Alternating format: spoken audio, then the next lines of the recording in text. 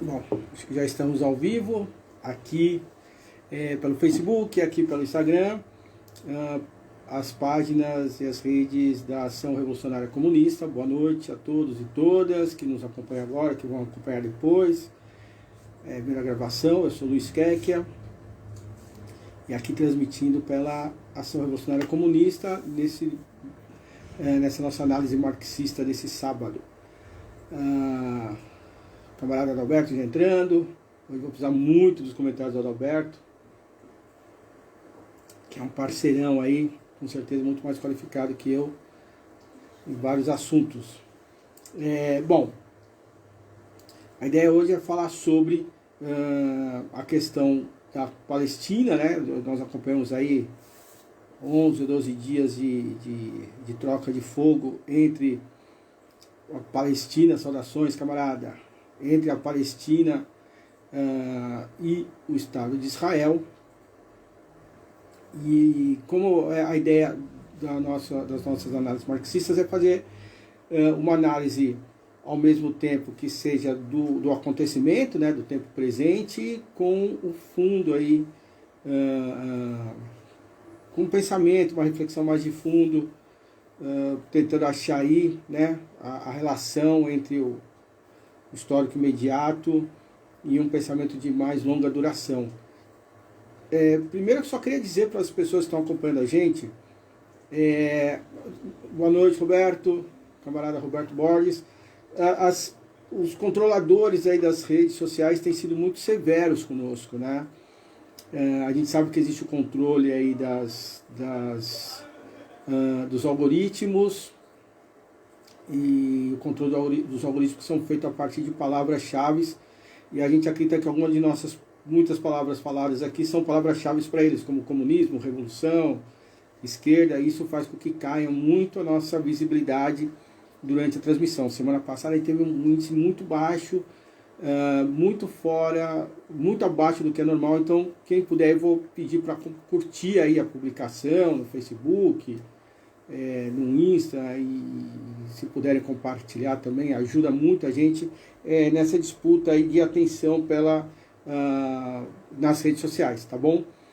E eu acabei de fazer o que eu achei que eu não queria fazer, que é pedir para as pessoas curtirem e compartilharem, enfim, comentarem, né? Os comentários vão ser muito bem-vindos também, ajuda muito a fazer com que a visibilidade chegue para mais pessoas.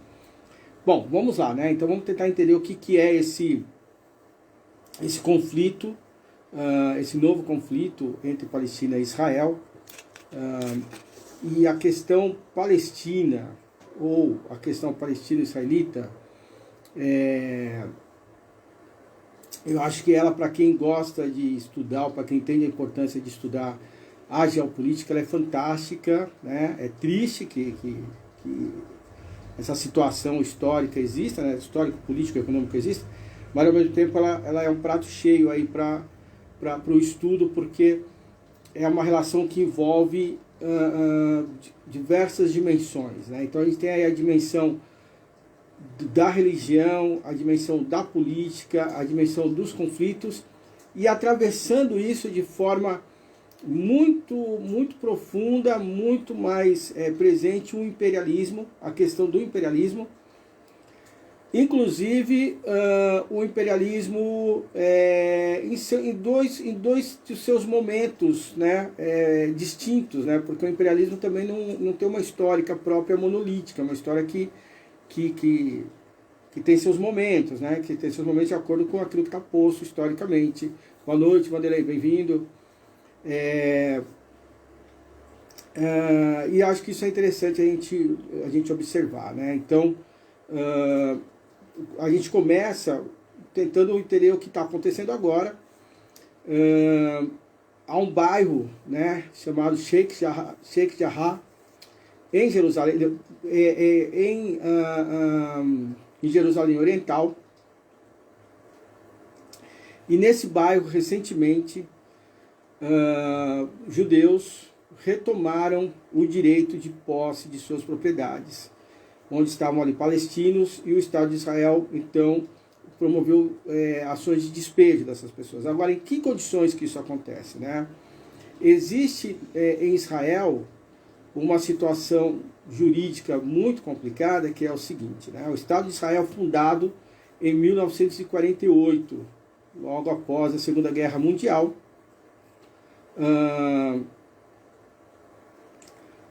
Nesse Estado existe uma lei em que os cidadãos judeus, e somente os cidadãos judeus, essa lei não se estende aos cidadãos palestinos, né, que comprovarem, né, que comprovem posse de propriedades, né, mesmo propriedades locais, mesmo que essa posse seja anterior a 1948, elas podem reivindicar essa em 1870, né, alguns judeus alegam que eles tinham propriedade de um terreno ali desde 1870, que foi comprado ainda quando a Palestina estava sob controle otomano, e que foram deslocados de lá, né, logo a seguir, logo na sequência da fundação do Estado de Israel. A fundação do Estado de Israel acontece em maio de 1948, e logo a seguir a sua fundação existe o primeiro conflito entre o Estado de Israel e os países árabes do seu entorno. E nesse conflito, esses cidadãos alegam terem perdido suas casas. E agora estão reivindicando. Existia ali, né, uma legislação, enfim, que garantia aí uma situação de resolução desse conflito aí sobre propriedade, mas agora eles conseguiram na justiça definitivamente o direito de retomarem essas casas e com o despejo das pessoas que ocupam esses territórios, né? Retomada do seu solo ali, né? Enfim, com o despejo das pessoas que lá estavam. Isso gerou conflitos ali, né? Lembrando que é uma área, sobretudo, muito importante, que é reconhecidamente, né, reconhecido pela comunidade internacional, que deveria se pertencer ao Estado da Palestina, né? Ali Jerusalém Oriental como capital, né, do Estado da Palestina, do que deve ser o Estado da Palestina, e não é ainda. E isso começou a gerar conflitos e outros conflitos que foram em decorrência disso, né, por conta de solidariedade ali, né, dos palestinos a essa comunidade em despejo. Pois bem, então a Palestina, né, a parte palestina de Gaza coloca lá um ultimato para que o Estado de Israel pare os despejos, né, e interrompa esse processo definitivamente, o que não aconteceu, em retaliação de Gaza, né?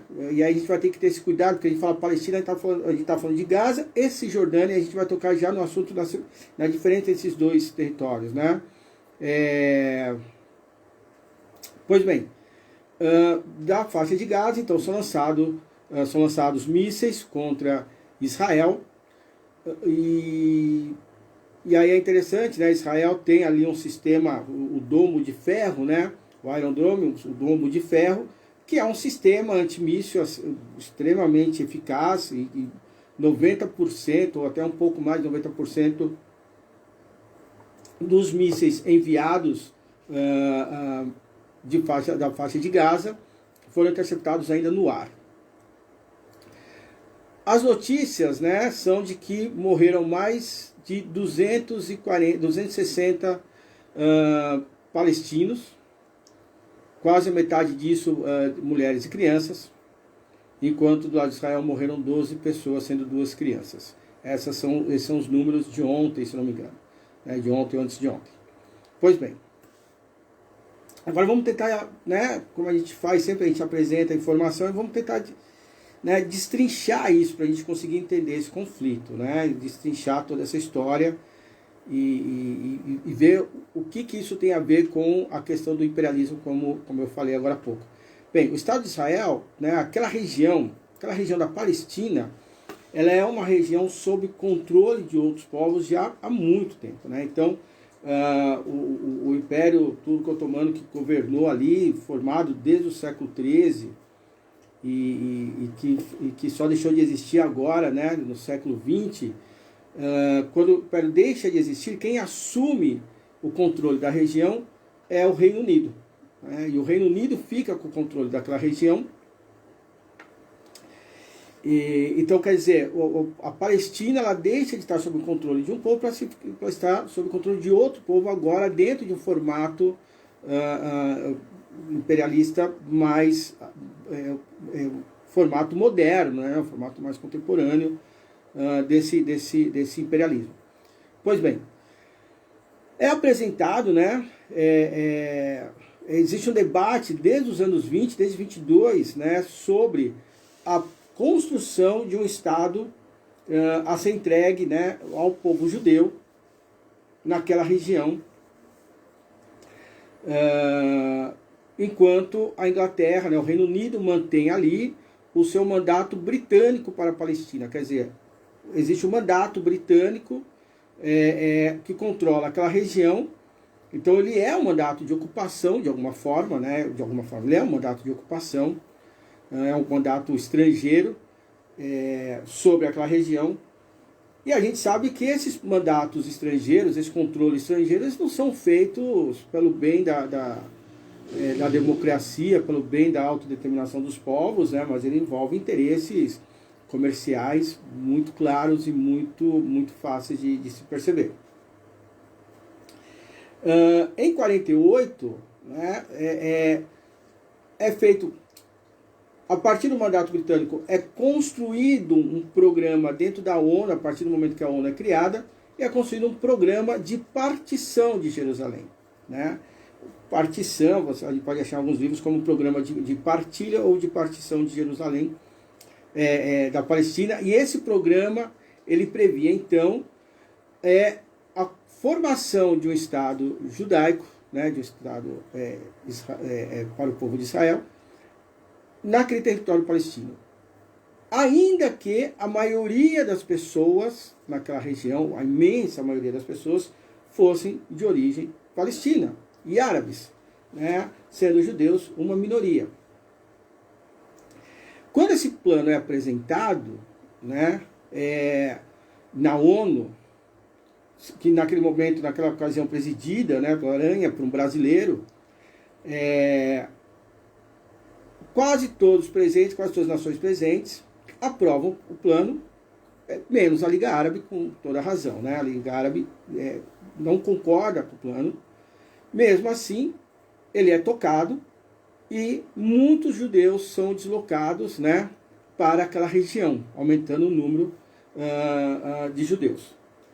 Pois bem, a partir do momento em que os judeus chegam e a Inglaterra sai, né, os acordos não acontecem naquele período, né, como se deseja. De qualquer forma, a Inglaterra sai da região. O Reino Unido deixa de governar a região e no dia seguinte que o Reino Unido sai dali, os judeus proclamam a independência, o nascimento do Estado independente de Israel.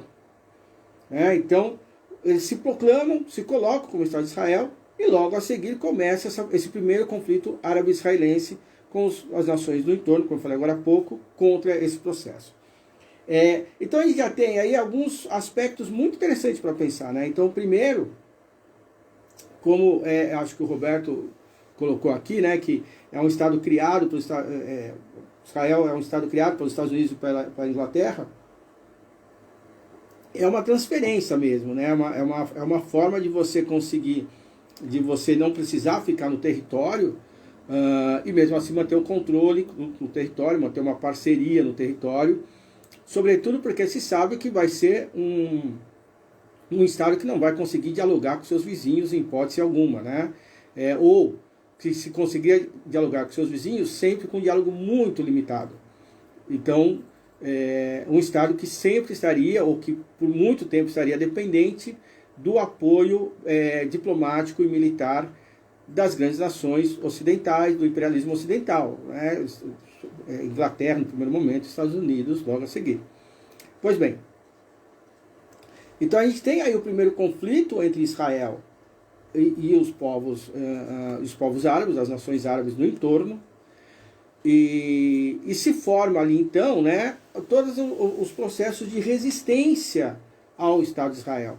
E nesse processo de resistência surge, em 59, né, o Fatah, ou o Al-Fatah, que é uma extensão da OLP, né, da Organização de Libertação da Palestina. A Organização de Libertação da Palestina, ela é um grupo multinacional, né, com várias nações integrando, e o Fatah é seu partido político, né, que é o Movimento de Libertação da Palestina. Então a gente tem a Organização de Libertação da Palestina e o movimento, que é o seu braço político, que é criado, né, pelo grande Yasser Arafat, que é um dos nomes mais importantes do século XX. E que faz uma resistência armada ao Estado de Israel. E o Estado de Israel, que a partir dos conflitos que ele tem com os países árabes, então a gente tem o primeiro conflito em 48, a gente tem a Guerra dos 6 Dias em 67, a gente tem a Guerra do Yom Kippur nos anos 70 e 73, se eu não me engano. Né? Todas as guerras que foram vencidas, acabaram sendo vencidas por Israel, e Israel estende o seu domínio, e depois, a partir do momento de que algumas nações, como eu dito, reconhecem a existência do Estado de Israel, ela vai devolvendo parte dos territórios. Agora, existe aí também uma questão, por enquanto a gente está falando só do desenho macro, agora vamos tentar olhar o desenho micro. Né? Em Israel, há ali as suas disputas internas, né? Há as suas disputas políticas internas, e quem ascende, né? o grupo político que ascende no Estado de Israel são os conservadores. Atualmente Israel tem um governo, né, do Netanyahu, Benjamin Netanyahu, que é um governo de extrema direita. Benjamin Netanyahu, que se eu não me engano já está na 4ª eleição, né, é um país presidencialista, então os processos eleitorais eles têm que ser formados, tem que se conseguir formar uma maioria, né, as pessoas, vocês devem conhecer normalmente, assim, genericamente, né, como funciona o parlamentarismo. Então se elege um partido ali, a sua liderança, enfim, e ela tem que formar, é dado períodos para que a liderança, né, o mais votado, tem que formar uma aliança com os demais partidos. Se ele não conseguir a maioria absoluta, ele tem que formar um governo de coalizão. Se ele não consegue, passa-se para o segundo colocado, e se o segundo colocado não consegue, novas eleições são marcadas. Aí cada país vai ter aí a sua forma de lidar com isso, mas no desenho mais genérico é isso. Né? E nesse momento ainda não se consegue formar uma maioria no Estado de Israel. Isso se garante, mais uma vez, um período aí para o Netanyahu, esse político de extrema esquerda, mas também, de extrema direita, mas também o cenário não é muito bonito, porque os outros que concorrem com ele e que têm condições de perto de vencê-lo, né, também são desse recorte político. Então, o Estado de Israel hoje, ele é um Estado governado por extrema direita. Além disso, são muitas camadas, né, nesse processo. Além disso, o próprio surgimento do Estado de Israel, essa luta pela tentativa de se construir um Estado para os judeus, ela faz parte de um processo político, de uma luta política que vem do século XIX, que é chamado de sionismo. Né? O sionismo, que de alguma forma ele foi por um período a tentativa de um povo de conseguir um território e construir sua nação. Né? Então é muito bacana, porque a gente começa a ter que lidar com esses conceitos, né? Esses conceitos muito interessantes, né? Então a separação entre o que é povo, o que é nação, o que é território, enfim. Né? Mas o sionismo ele se torna, né? Ele se torna, a partir do momento que ele consegue o território, né? Ele se torna mais uma força que a gente pode chamar de imperialista naquela região, com traços de um fascismo muito grande. Né? Um fascismo muito forte. Então, quando a gente ouve falar assim, o Estado fascista de Israel, não está errado. Né? E isso separa a luta numa camada muito interessante, né? E que é preciso observar, que é a luta não contra o povo judeu. Né? A luta não é contra o povo judeu, mas é uma luta contra um Estado sionista / fascista de Israel. Né? Então, o sionismo é algo a se combater, não o povo judeu. Assim como o nazismo foi algo a se combater, não o povo alemão. O fascismo foi algo a se combater, não o povo italiano. Assim como o bolsonarismo é algo a se combater, e não o povo brasileiro. Pois bem, eu falei agora há pouco, né, do Fatah, o partido criado, né, no seio da OLP, da Organização da Libertação da Palestina. O Fatah ele se torna, né, com o passar do tempo, né, e com o Acordo de Oslo em 93, o Fatah, a OLP é reconhecida como a única representante internacional do povo palestino, chegando a um acordo, né, mediado pelos Estados Unidos de paz com o Estado de Israel, a tentativa ali de construção de 2 estados no mesmo território. No entanto, nos anos 80, né, um pouco antes disso, surge no bojo das revoltas dos palestinos contra o povo, contra a opressão israelense, surge também o Hamas, que é quem a gente mais tem ouvido falar hoje. Né? Então, o Hamas é uma outra organização com uma carga de radicalidade talvez maior do que o Fatah, né? Ou talvez o Fatah já construindo acordos, né? E o Hamas ainda então não nessa linha. O Hamas de origem sunita, ao passo que o Fatah é um partido laico. O Hamas ele cresce entre a população palestina, sobretudo porque, né, o Hamas ele atua em 3 frentes. Ele tem as brigadas, né, ele tem a brigada de ataques, né? Ele tem a brigada militar, ele tem o seu lado, ele tem a sua frente política, e ele tem também uma frente social muito grande. Né? Então ele tem sistemas de escolas, bibliotecas, garantia de alimentação para as pessoas. Então ele tem um serviço assistencial muito importante para aquela população. Ele tem a sua extensão militar e tem a sua extensão política. No começo dos anos 2000, em 2006, se eu não me engano, o Hamas disputa as eleições, né, e ganha as eleições em cima do Fatah. Né? Então, o Hamas se torna o partido escolhido, né, a autoridade política escolhida pela população palestina. E agora tem uma questão muito interessante, né? Porque quando existe a partição da Palestina pelos britânicos, né, aquele programa de partição da ONU, o desenho que se pensava era uma parte ocupada pelos palestinos, parte acima, parte abaixo ocupada pelos israelenses e mais uma parte ocupada pelos palestinos. Essa parte daqui ocupada pelo palestino com uma comunicação com essa parte aqui. Então havia um ponto de comunicação de 2 territórios muito grandes. Com o aumento da ocupação palestina em todo esse território, com o aumento da ocupação israelense em todo esse território, essas partes foram se separando, ficando de um lado a Cisjordânia e desse lado aqui a faixa de Gaza. Então olha que interessante, o mesmo povo, os palestinos, ocupam 2 territórios distantes entre si, dentro da mesma nação. Né? Uma coisa completamente ilógica, né? Completamente difícil de lidar. Pois bem, quando o Hamas ganha, né, o governo, né, ele ganha as eleições de governo, né, dos palestinos, logo a seguir ele entra em confronto com o Fatah. E nesse confronto com o Fatah, fica o Hamas governando a faixa de Gaza e o Fatah governando a Cisjordânia.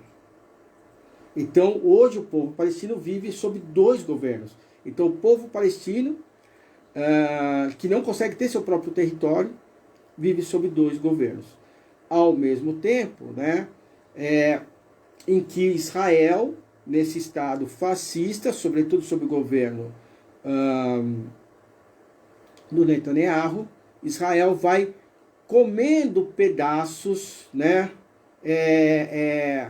vai comendo pedaços dos territórios palestinos. E como o Israel come pedaço palestino, né? Ele vai criando assentamentos. Você já deve ter ouvido falar muito disso. Então, Israel ocupa militarmente, expulsa os palestinos mais para dentro do seu território e coloca ali colônias de judeus ocupando aquele território, fazendo assentamentos de judeus. Então, Israel ocupa território palestino, coloca seu povo ali, né?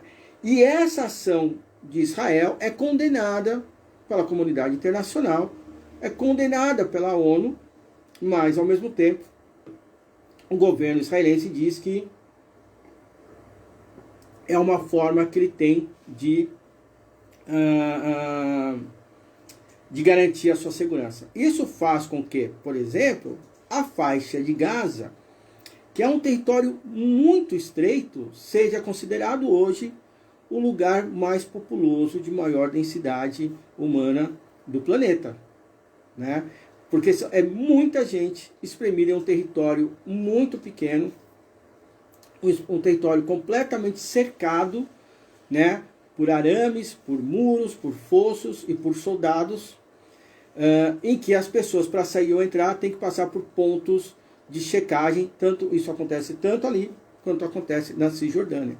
Mesmo na Cisjordânia, ela não é toda ocupada pelos palestinos. A Cisjordânia ela também passa por uma ocupação ilegal, sobretudo por Israel, sendo que o povo palestino está distribuído por bolsões, né?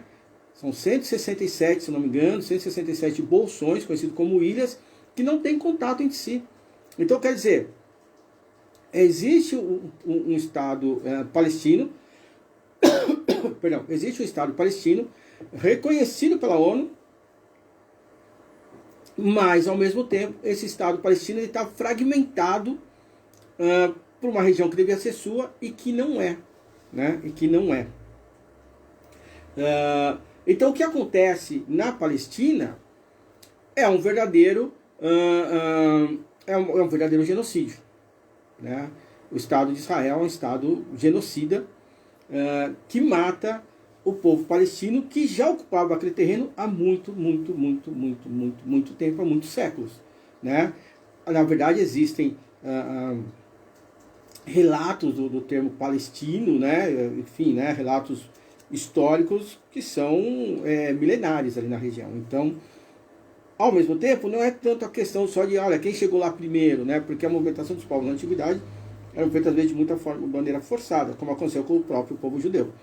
Mas a grande questão é como que internacionalmente se resolve esse problema. É difícil resolver esse problema internacionalmente porque a gente sabe que a esfera internacional ela é completamente atravessada pela luta de classes, né? Então, a esfera internacional ela não vai tentar fazer a mediação desse conflito de uma forma justa, equilibrada e correta, respeitando a autodeterminação dos povos. Ela vai fazer isso a partir dos interesses de classe das nações imperialistas. O Roberto coloca assim, se for assim, devolve as terras para os indígenas no Brasil, com toda certeza, né? Essa que é a grande questão. A questão é como lidar com isso de uma maneira moderna e contemporânea, né? O Thales perguntou aqui, as organizações de esquerda, em que momento integram esse contexto? Eu acho que ele está falando em relação às organizações de esquerda palestinas mesmo, ou nós, aqui as organizações de esquerda no Brasil ou no contexto internacional? Você coloca aí, se é isso, Thales, o que você quer dizer, por favor?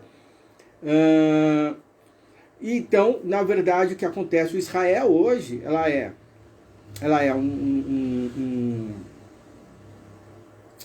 um Estado teocrático, como o Marcos acabou de colocar, vou usar o termo dele, né? É uma teocracia com poder muito grande de influência no mundo, né? Então, Israel hoje, graças ao amplo apoio que recebe do imperialismo, sobretudo dos Estados Unidos, tem um amplo desenvolvimento tecnológico, militar, a ponto de, naquela mesma região, vamos pegar ali a faixa de Gaza, as pessoas viverem em uma situação completamente insalubre, né? E você atravessa a rua, você está no território israelense, que é considerado de primeiro mundo, né? Então, a gente vê como que isso está marcado. Só para vocês terem uma ideia, quando começou a pandemia, o ano passado, né, de Covid, uma das denúncias que estavam sendo feitas é que os carcereiros, né, e soldados israelenses, quando passavam nas cadeias onde estão os presos palestinos, eles passavam e cuspiam nos presos palestinos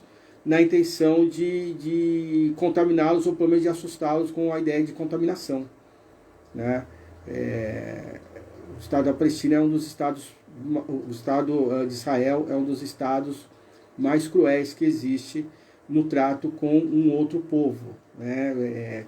Muito semelhante ao grau de crueldade que existia do povo dos brancos dos Estados Unidos aos negros dos Estados Unidos ou dos nazistas para com os judeus. O Thales pergunta sobre as organizações de esquerda. Thales, o Fatah, né, ele é uma organização de esquerda, né, assim, com uma inclinação marxista muito forte, né? O Hamas, eu acho que é uma organização, é muito confuso falar disso lá, porque a questão religiosa está muito presente, né? Então, o Fatah, que tem, né, a OLP, que tem uma preocupação com algum grau laica, né, e muito mais política nesse sentido, que acabou se tornando, talvez, buscando uma negociação, vendo que não ia conseguir vencer numa luta direta de enfrentamento pelo fim do Estado palestino, ao passo, eu confundi, né, pelo fim do Estado de Israel. Então, quando surgem os primeiros conflitos, desde 48, dos árabes contra o Estado de Israel, a ideia era acabar com o Estado de Israel, o fim do Estado de Israel. Com o passar do tempo, foram se descobrindo a necessidade, ou se percebendo a necessidade de buscar uma negociação, já que acabava sendo uma tarefa que não se conseguia concluir, né? Eu acho que é muito bacana, quem tiver o interesse, procurar as informações sobre essas guerras árabe-israelenses, né? De se ver a grande união entre as nações árabes, e mesmo assim elas não conseguindo derrotar o Estado de Israel. E a partir daí, em algum momento, se começa a buscar algum tipo de acordo. E o Fatah foi atrás desse acordo, né? Já o Hamas, ele se torna mais radical quando surge, em 88, com uma agenda claríssima de fim do Estado de Israel e a formação de um Estado Islâmico, né? Não confundir com a ideia que a gente tem hoje do Estado Islâmico como a gente percebeu aí nos últimos anos, né? Que é um outro contexto, uma outra organização. Recentemente, né, o Hamas, que controla a faixa de Gaza, soltou um novo documento, né, com um discurso um pouco mais atenuado, né? Então, nesse documento, ele deixando claro que a luta dele não é uma luta contra o povo judeu, mas contra o Estado sionista. Enfim, né, e tentando buscar, na verdade, que o Hamas tenta buscar nesse documento uma aceitação da comunidade internacional. Lembrando que a comunidade internacional reconhece apenas o OLP como legítima representante do povo palestino. A resposta de Israel a esse documento foi de que isso era uma mentira e que o Hamas só estava tentando mentir para a comunidade internacional. De qualquer forma, acabou sendo bem-vindo. É importante deixar claro que o Estado de Israel ele tem uma pressão internacional tão grande, né, que não são todas as ações que ainda reconhecem, né, a existência, que não reconhecem a autoridade palestina, não reconhece o Estado palestino. O Brasil, por exemplo, fez esse reconhecimento só a partir do governo do Lula, né? O Lula foi quem reconheceu, até então não havia esse reconhecimento. Então o Estado da Palestina ele ainda está empreendendo diversas lutas, né? Primeiro uma luta de unidade, né, entre essas duas grandes organizações, o Fatah e o Hamas, que inclusive assinaram uma carta ali de intenções de unidade em 2011, mas ela nunca se completou, né? Então o povo palestino busca ainda essa unidade entre essas suas duas grandes organizações, busca sobreviver a um brutal genocídio que lhe é imposto pelo Estado de Israel, tenta se fazer reconhecer, né, pela comunidade internacional de maneira plena. Basta lembrar que atualmente a Palestina não é um membro pleno da ONU. Ela é reconhecida como um visitante, né, como um observador, mas ela ainda não tem um reconhecimento pleno por parte da ONU. E tudo isso é muito importante, né, fazer esses enfrentamentos. Sobretudo, a gente entender o que é esse conflito na Palestina hoje, né? Então, a existência do Estado de Israel, ela é a existência, né? Ela é a existência de uma sólida base ideológica, econômica e política avançada do imperialismo no coração ali do Oriente Médio, né, que é uma região extremamente estratégica dentro do mapa global, né. Ao mesmo tempo, a luta, né, do povo judeu por ter um local no mundo não é uma luta ilegítima, né. É um povo que a gente acompanhou ao longo da história, né, desde os tempos, como dizem, né, os tempos bíblicos, mas a gente vê o que aconteceu, por exemplo, durante o nazismo. Mas a gente sabe o que aconteceu com os judeus na Idade Média, né? Todas as perseguições a que foram submetidos. No entanto, a solução da questão judaica, lembrando o título do texto do Marx, não pode ser resolvida a partir da formação de um Estado genocida, né? Não é à toa que há grupos judaicos, né, que são contra a existência de um Estado judaico, né? Há grupos entre os ortodoxos, por exemplo, que acreditam que ser judeu não é uma questão política, é uma questão religiosa, e que a constituição de um Estado judaico, né, confunde o que é ser judeu. Então isso eu acho que é muito interessante, né? Assim, a ideia de um Estado judaico não é um princípio necessariamente aceito e compreendido por todos os judeus. Alguém citou, não lembro se foi, acho que foi o Roberto, não lembro, né? Citou que é uma teocracia. É interessante, né? Porque quando a gente fala... o imperialismo nos confunde muito, né? Quando a gente fala do Evo Morales, que ficou ali, não sei, 13, 12 anos no governo, a gente fala que isso é um absurdo, né? Que isso é querer virar um rei. Agora, quando a gente fala da Merkel ficar ao mesmo tempo, e até mais agora no governo da Alemanha, não, isso é democracia, a escolha do povo, né? Quando a gente fala de uma nação árabe que se prende ali à questão religiosa, isso é um absurdo, isso é um atraso. Quando a gente fala de Israel, isso é bonito, isso é maravilhoso, né? Mas o Estado de Israel é uma teocracia. É uma teocracia tão forte que ela separa e limita a participação de árabes no seu parlamento, né? Ela tem um parlamento ali que distingue os povos que estão lá, né? E ela limita a participação dos árabes no seu parlamento. Existe um partido árabe ali que não consegue ascender politicamente, ele não tem espaço, né? Ele não é permitido que ele tenha espaço. Então a coisa é muito complexa, né? E é interessante, né, que recentemente, durante esse processo, desse conflito desses últimos dias, né, eu, por força da pesquisa que eu faço sobre fascismo no Brasil, eu acabo acompanhando, eu já falei aqui, né, eu faço uma pesquisa sobre cultura e fascismo no Brasil, e eu acompanho muito a programação de rádio, de internet, de veículos que hoje se colocam como veículos de direita, declaradamente ou disfarçadamente. Um deles é um programa de rádio, né, e que tem dois comentaristas judeus, um praticante e outro não.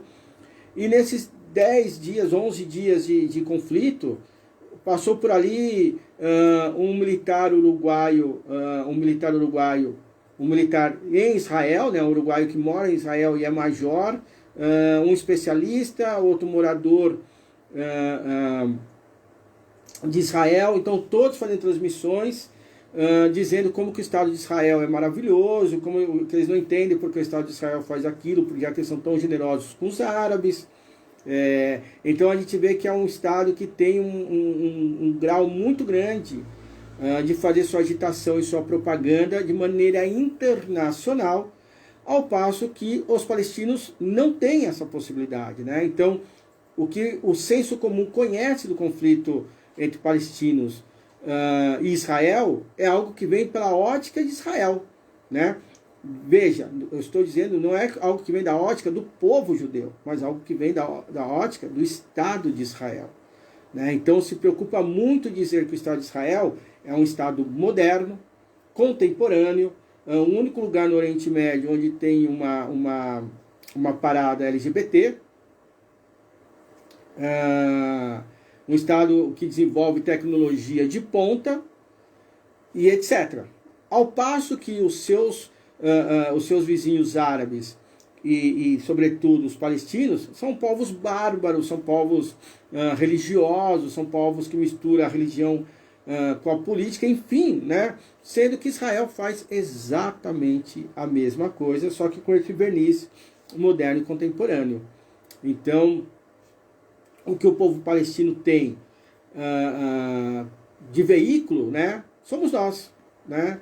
As pobres organizações de esquerda brasileira, pelo menos aqui no Brasil, né, somos nós que podemos falar e apresentar os fatos do que acontece naquela região por uma ótica não controlada, né, numa ótica não determinada pelo imperialismo estadunidense / israelense, né?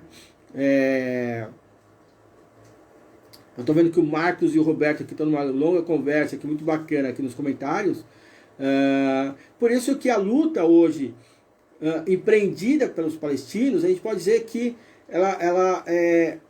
o Fatah tentando construir ali, né, o Fatah que hoje, né, tem ali, né, é a autoridade palestina reconhecida ali na Cisjordânia, tentando construir o Estado de Israel, pelo menos em diálogo ali possível com a comunidade internacional, enquanto o Hamas coloca como bandeira, né, do rio ao mar, né? Quer dizer, não é possível a existência de uma soberania do povo palestino enquanto o Estado de Israel estiver encravado ali no seu território. Particularmente, né, o que a RC defende é a autonomia dos povos, né, a soberania dos povos, o direito dos povos de escolher os seus caminhos, sobretudo nesse caso, né, estamos falando de dois povos, mas acreditamos que a Palestina desde que foi construído o Estado de Israel, um Estado, um povo e um território sob ocupação de povos estrangeiros. Quem são esses povos estrangeiros? Estados Unidos, Inglaterra e o próprio povo e o próprio Estado de Israel. É muito importante lembrar que o povo de Israel sempre viveu naquela região e sempre viveu em paz com os árabes, óbvio. Os conflitos sempre existiram, mas não nessa magnitude, né? A guerra, a luta, enfim, né? O conflito dos palestinos e dos árabes não é contra o povo judeu, é um conflito contra um Estado genocida de Israel, né? O Estado genocida de Israel mantido por um outro Estado genocida, que é o próprio Estados Unidos. É muito interessante ver os Estados Unidos fazendo os discursos contra o Hamas quando um dos locais do mundo onde há mais pessoas morando na rua em situação de extremíssima pobreza é nas próprias ruas dos Estados Unidos da América. Acho que isso é algo que deve ser sempre pensado e repensado. Não sei se ficou alguma dúvida sobre isso. Esses conflitos que existiram agora por esses dias e que foram interrompidos no cessar-fogo assinado pelos dois lados faz parte desses longos conflitos que existem desde 1948. Eu acredito que, no fundo, é um longo conflito, né? Um longo processo de ocupação, e esses conflitos continuarão a existir enquanto existir o Estado de Israel. É muito complicado esse processo. O que a gente torce é para que o povo palestino, que é o legítimo ocupante daquele território, consiga a sua autonomia, enfim. O Marcos coloca aqui, sim, claro, o povo judeu tem que ter sua terra. Eu acho que é muito complicado, né, Marcos? Porque eu acho que, eu vou fazer agora uma figura, assim, uma brincadeira. Eu acho que se tivessem conversado com os palestinos antes, talvez, né? O problema é que foi uma ocupação, né? Foi uma ocupação, simplesmente abrindo as portas para os judeus, eles ocuparam o terreno e foram expulsando os palestinos, né? O Thales pergunta qual o papel, o impacto do imperialismo russo nesse conflito. Você está falando da Rússia hoje, eu imagino, né, Thales? Bom, enfim, a gente precisa conversar sobre o que você considera o imperialismo russo. Eu não acredito que exista o imperialismo russo, né? Talvez a posição russa ali na região, eu acho que é uma posição delicada, né? A gente tem que entender que o Hamas, ele tem posições diferentes do Fatah, sobretudo na relação com Israel, com a Síria. O Hamas, quando ele surge, nesse último documento que eu citei agora há pouco, em que ele suaviza parte dos seus princípios, das suas bandeiras, enfim, o Hamas ele surge como uma representação, ou como parceiro, né, da Irmandade Árabe, né, que a gente já ouviu falar bastante, né, que tem posições que são muito críticas, eu diria, assim, né, que precisam ser pensadas e com muita profundidade. Então, eu não sei até que ponto a Rússia observa o Hamas como um parceiro, né?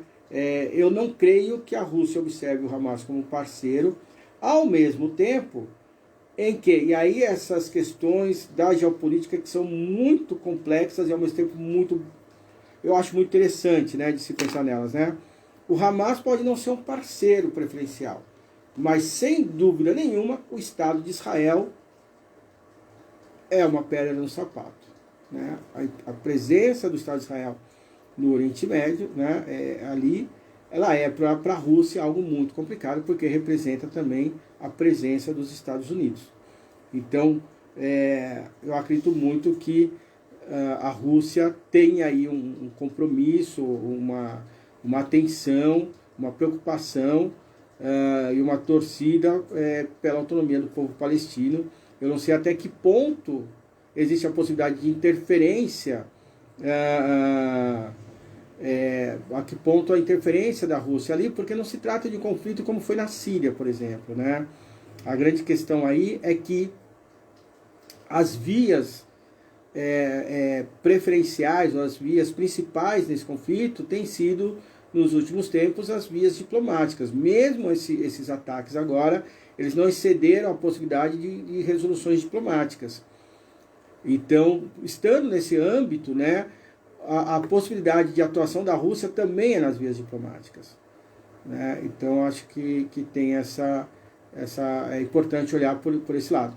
Também é importante olhar que o Hamas recebe apoio de outros países, como o Irã, por exemplo, que também é um parceiro da Rússia. Então, a gente percebe que existe aí relações e ligações tensas, complexas, nem sempre estabelecidas na sua completude, mas que desenham aí como funciona esse processo ali naquela região em relação à Rússia, né? Deixa eu ver aqui. A Camila lembra aqui, não, acho que respondeu ao Marcos, acho que o Marcos colocou assim, que os magnatas do Deep State americano são judeus sionistas. Sim, isso é muito importante, né? Os judeus, os judeus, sobretudo, eles são um povo que foram que foram obrigados a lidar com a questão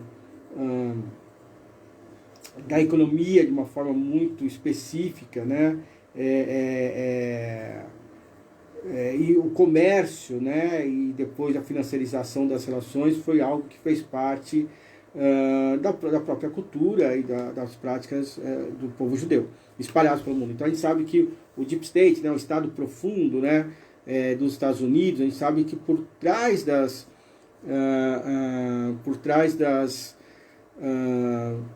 figuras dos governos estão quem realmente manda, que é quem tem a grana, né? E aí quem tem a grana em muitas partes do mundo são judeus. Ah, quer dizer que o povo judeu que manda? Não, são os ricos judeus que mandam, né? A coisa não é étnica, a coisa é de classe, né? A gente sabe disso. O Thales respondeu aqui: relações geopolíticas complexas, valeu, espero que tenha ajudado na sua reflexão aí sobre a questão. Mas vale, eu sugiro que se busque mais informações. Mas eu acho que isso é muito interessante, né? Porque existe hoje, se desenhando no mundo, uma relação entre Rússia, China, Irã, que é muito importante no desenho geopolítico de hoje, sobretudo com o avanço da hostilidade do Biden em relação, né, a essas nações anti-imperialistas. E embora sejam essas três nações são ligadas às outras nações e às outras organizações, como é o caso do Hamas com o Irã. Então a gente vê aí que existe o parceiro do meu parceiro, né? E isso vai criando essa teia, vai criando esse desenho, né? Que eu acho que é importante a gente entender como isso funciona e entender que isso também tem limites, né? Limites de possibilidades, limites de alcances, limites de operações e tratativas entre as nações. Deixa eu ver se tem mais alguma observação aqui.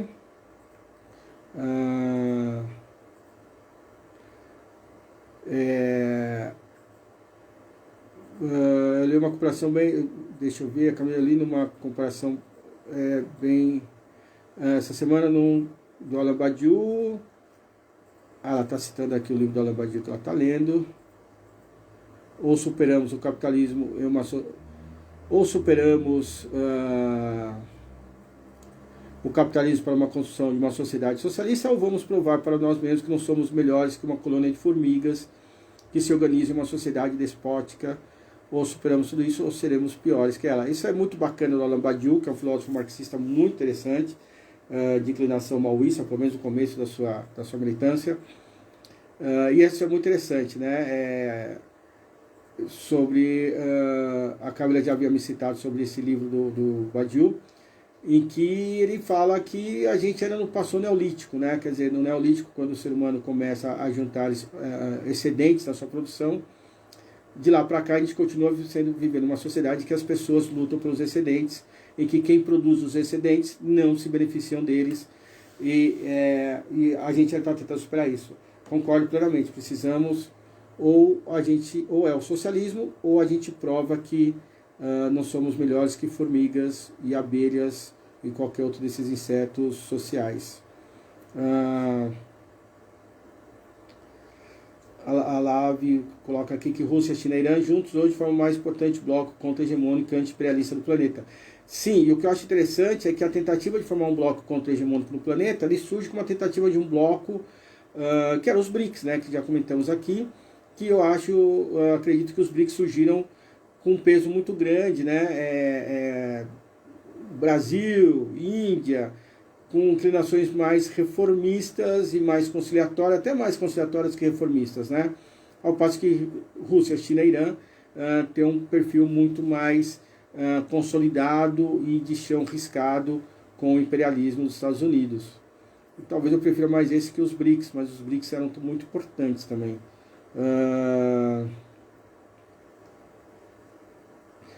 A Lab fez uma pergunta: camarada, por que o imperialismo yankee banca de forma tão descarada a ofensiva de Israel contra o povo palestino? Olha, o Estado de Israel, ele é uma espécie de uma grande base militar dos Estados Unidos naquela região. Mas, acho que é legal a gente entender o Estado de Israel. Vamos entender assim, ó. o que é bom para os Estados Unidos é colocar bases da OTAN nos pontos do mundo onde ele quer.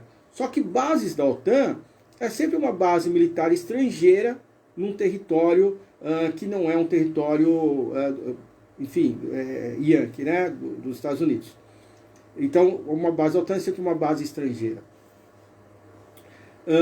Israel é perfeito para os Estados Unidos, porque ele é um país, né? Ele é um país criado artificialmente, né? Se conseguiu achar um povo sem território, e tinha um território que naquele momento era comandado por um parceiro, né? Pela Inglaterra, pelo Reino Unido. Vamos juntar isso. Então a gente pega esse povo que acha que aquele território é deles, a gente põe esse povo lá e fala, agora vocês são um país, mas vocês são um país ligado visceralmente a nós. Isso é fantástico para os Estados Unidos. Ele criou um povo, criou um país que é praticamente uma extensão sua naquela região tão privilegiada aí geopoliticamente. O Roberto Borges coloca aqui, são hegemônicos, mas são capitalistas. Sim, eu não tenho nenhuma ilusão em relação à Rússia. A Rússia é um país capitalista. Eu vejo a China como um país em transição ao socialismo, né? Eu não costumo trabalhar com a ideia de país socialista, mas com país de transição ao socialismo, né? Ou de transição socialista. Se a gente olhar aí a obra marxiana, o socialismo é uma transição, né? Ele não é um ponto de chegada, né? Ele é um processo. Então, ele é um processo de transição, e um processo de transição tem vários caminhos, tem vários momentos, vários entraves. Ele é muito dinâmico, ele não é um estado, mas ele é um processo, né? E o Irã, que é um país capitalista periférico, né? Eu não tenho não sei se o Irã um dia vai virar um país socialista ou não. Eu acho que a Rússia está muito longe disso. Mas aí vem a questão geopolítica, que é muito interessante, né? São países contra-hegemônicos. São países que estão tentando eles se tornarem os países hegemônicos? Não creio, né? A relação que eles fazem ainda com outras nações não tem um caráter imperialista plenamente, né? E se tornar um país hegemônico dentro do capitalismo não é uma escolha de uma nação, é uma determinação do capital, né? Talvez algumas nações tenham mais desejo que outras de se tornarem hegemônicas, mas acaba sendo uma determinação do capital. Não sei o que o capital vai determinar, não sei qual que vai ser o desenho do capitalismo no ocaso dos Estados Unidos, e qual que vai ser o papel dessas nações ali, né? Eu acho que tem muita coisa ainda, tem muita água a passar por aí, mas evidentemente não são países, pelo menos Irã e Rússia, que pretendam uma transição socialista, né? Sim, uma transição mais discordo que a China esteja a caminho para o socialismo. Acho que a China ainda é algo muito complexo, né? Eu acho que essa caminhada da China para o socialismo ela é muito arriscada. Eu acredito que a China tem, assim, o Partido Comunista Chinês tem interesse no socialismo, mas escolhendo uma via muito arriscada, né? O Vietnã parece que consegue fazer isso com um pouco mais de acerto, né? Com um pouco menos de risco, dessa longa NEP que a China percorre, né? A NEP, que era a nova política econômica que a Rússia assumiu durante a Revolução Russa, né? O Marco colocando aqui que a empresa Elbit israelense controla o mapeamento da Amazônia via contrato com o governo brasileiro, além dos armamentos e bombardeiros importados. Sim, exatamente, né? Exatamente, assim, o poderio dos caras é muito amplo, né? Muito espalhado no mundo. Por isso que eu sempre fui, aqui na RCI tem uma preocupação muito grande com o olhar sobre a geopolítica, né? Muitas organizações ainda têm um caráter muito não vou dizer simplista, mas purista da revolução, né? Parece que a revolução é como um gabarito em que você pode você pega a folha do gabarito e sobrepõe a experiência histórica, né, concreta e real, e fala assim, não, a experiência não concorda, não bate com o gabarito, então é ou não é socialismo. Eu acho que aqui na RC a gente pensa de forma um pouco mais complexa que isso, que é de tentar fazer uma leitura ampla, né, e densa, e nas várias camadas das realidades locais, dentro de uma perspectiva geopolítica para conseguir entendê-las como um todo, né? E o Roberto coloca que o Brasil virou o bobo do mundo, país café com leite. Na verdade o Brasil está virando, já e está só confirmando isso, nós somos o espaço vital, né, do imperialismo, né? O imperialismo vem aqui para tirar o que ele quer em termos de matéria-prima, em termos de carne humana, e para reproduzir o capital sempre dentro das taxas que lhe interessam. Bom, gente, é isso que a gente tinha para falar por hoje. Não sei o quanto foi interessante ou não, espero que sim. Peço para que quem for continuar olhando sobre o conflito Palestina-Israel nesse momento, a partir desses eventos que aconteceram agora, que o façam compreendendo e tentando entender essas organizações, né, o Hamas e o Fatah, compreender os interesses do povo palestino, compreender o que o povo palestino passa hoje em termos de submissão à violência do Estado de Israel, num nível que é um verdadeiro genocídio. Um povo que está dividido, né, em dois territórios, né, a faixa de Gaza e a Cisjordânia, entendendo a importância da solidariedade da esquerda brasileira, sobretudo a esquerda revolucionária brasileira. Não caímos no engodo, seja da direita, mas sobretudo seja da esquerda liberal brasileira, que faz uma defesa, a crítica do Estado de Israel, que a gente consiga entender que a luta do povo palestino hoje é também uma luta da esquerda, da verdadeira esquerda de luta brasileira, né? É uma luta nossa também, né? A solidariedade ao povo palestino é uma luta nossa. É isso, gente. Muito obrigado. Até sábado que vem. E vamos, que a luta está só começando. Até mais.